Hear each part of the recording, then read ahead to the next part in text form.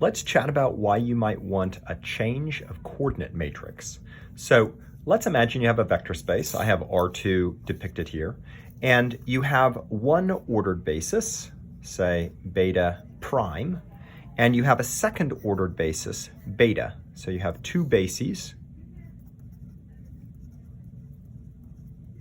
and you look in your first basis representation, and the shape doesn't look quite as symmetric as you'd like. Sort of, it's not convenient. Notice here's an ellipse, but you say, hey, measuring in terms of this basis, right?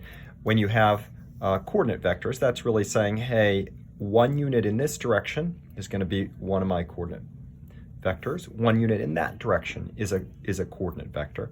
That doesn't quite depict this picture. What if you chose different coordinate vectors? What if you chose along this axis one unit in that direction, and then you took an orthogonal basis? So maybe this is beta 1 prime, beta 2 prime, but then this is beta 1, and this is beta 2. And this set beta 1 and beta 2 is more natural for describing this shape. Well, what we need is a way to change anything that's in the vector space. So in V, let's imagine there's a little V in V. If V is represented in terms of the basis beta prime, I don't want to have to manually reconvert it every time back to V and into beta. I'd like a way to change the coordinates.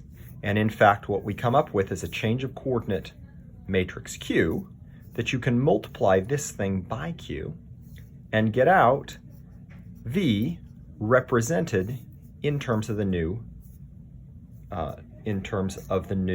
basis. Okay, so we're coming up with a matrix that you can multiply the representation of a vector V in the old basis to the representation of the same basis, the same vector in the new basis. Similarly, let's imagine that you have T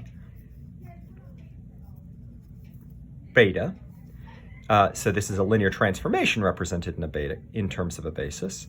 I'd like a Q, and here what we're going to do, this Q is going to have to be invertible. Okay, I need to be able to do something with that so that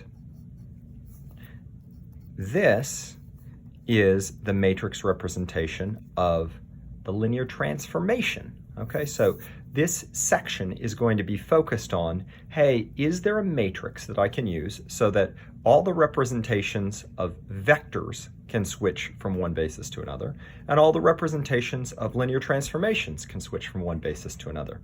And then you can take work that you have been doing in some suboptimum basis to the new basis of choice. Okay?